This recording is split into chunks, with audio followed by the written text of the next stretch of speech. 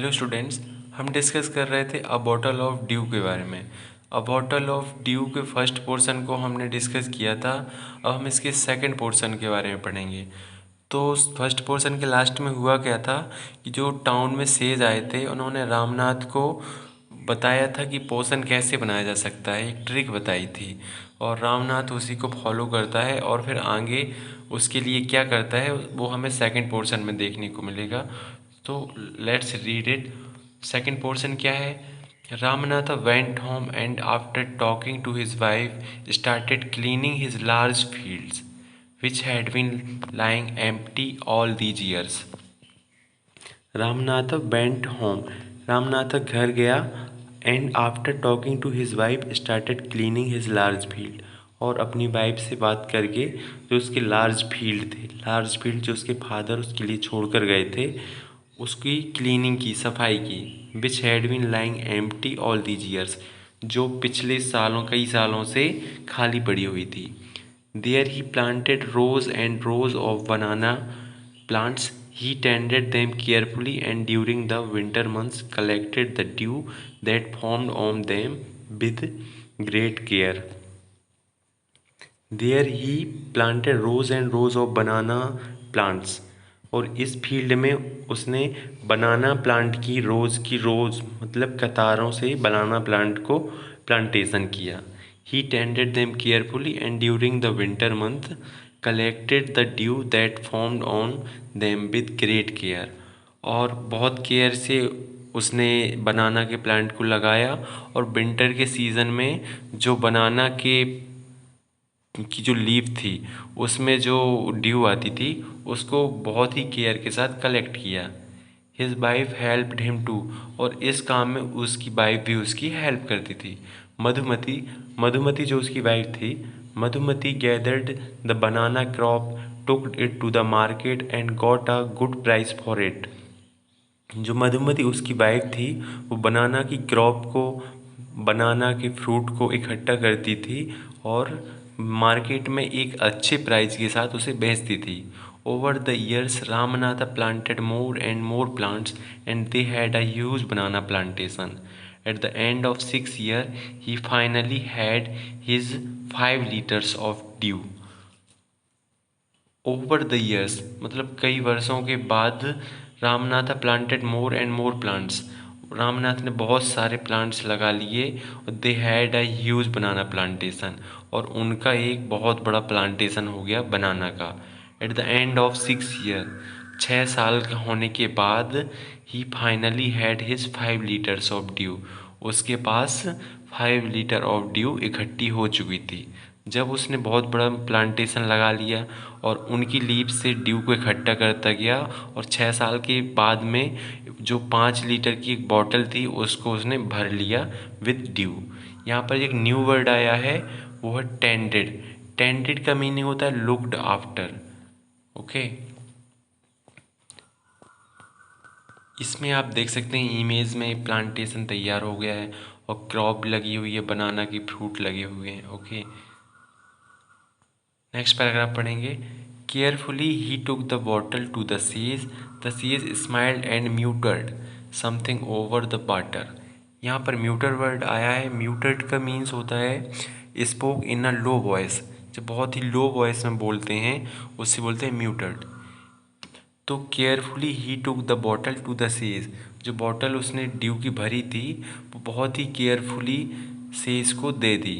The sage smiled and muted something over the water, उसने water को देखा और muted, muted means spoke in a low voice, बहुत ही धीरे से बोला और स्माइल किया। Then he return the bottle and said try it out, और फिर सेज ने बॉटल को वापस रामनाथ को दिया और बोला इसको ट्राई करो, मतलब इसको किसी ऑब्जेक्ट पर डाल के देखो। Ramnath sprinkled a few drops on a copper vessel and waited for it to turn to gold. To his surprise, nothing happened. Ramnath ने एक वेसल, कॉपर वेसल मीन्स तांबे के बर्तन में फ्यू ड्रॉप्स ऑफ पोशन, कुछ पोशन की बूंदें डाली and waited for it to turn to gold, और इंतज़ार करने लगा कि यह जो तांबे का बर्तन है गोल्ड में चेंज होगा। To his surprise nothing happened, लेकिन सरप्राइज में क्या हुआ कि कुछ नहीं हुआ। वो तांबे का बर्तन जैसा का तैसा रहा और गोल्ड में चेंज नहीं हुआ। रामनाथ अब कहता है this is cheating, he told the sage, I have wasted 6 precious year of my life. वो कहता है यह चीटिंग है, और उसने सेज से कहा कि मैंने अपने 6 बहुत ही प्रीसियस इज वैल्यूएबल, मैंने अपने 6 वैल्यूएबल साल ऐसे ही खराब कर दिए। What says Mahipati only smiled and called Mahipati to come forward. She came with a big box. When they opened it, inside signed stacks of gold coins. लेकिन says Mahipati only smiled and called Madhupati to come forward. जो महीपति says थे उन्होंने smile करी और उसकी wife Ramnath की wife Madhumati को बुलाया। She came with a big box, और वह एक बड़े बॉक्स के साथ आई। When she opened it inside shined stacks of gold coins. जब उसने इस बॉक्स को ओपन किया तो वह सोने के सिक्कों से चमक रहा था, बहुत सारे गोल्ड के कॉइन्स थे उसमें। Now the sage turn to the very surprised Ramnath and said there is no magic potion that can turn things into gold. अब सेज कहते हैं कि there is no magic potion that can turn things into gold, कि दुनिया में ऐसा कोई पोशन नहीं होता है जो किसी भी थिंग्स को गोल्ड में चेंज कर सके। You worked hard on your land and created this plantation. You worked hard on your land and created this plantation. तुमने अपनी लैंड यानी भूमि पर जो हार्ड वर्क की थी और जो ये प्लांटेशन बनाया है, यह उसी का फल है। while you looked after the trees, your wife sold the fruits in the market. जब तुम इन पेड़ों की निगरानी करते थे, पेड़ों को देखते थे, तब तुम्हारी वाइफ बनाना फ्रूट्स को इकट्ठा करती थी। That's how you got this money, और वह बनाना को इकट्ठा करती थी और मार्केट पर बेचती थी। That's how you got this money, और इसी की वजह से तुमने इस मनी को इकट्ठा किया है, पाया है। It was only your hard work that created this wealth. यह तुम्हारी ही हार्ड वर्क है, कठिन परिश्रम है, जिसने इस वेल्थ को पाया है या फिर वेल्थ को पैदा किया है। नॉट मैजिक, यह तुम्हारा हार्ड वर्क है, कोई मैजिक नहीं है जिससे यह पैसा आया है।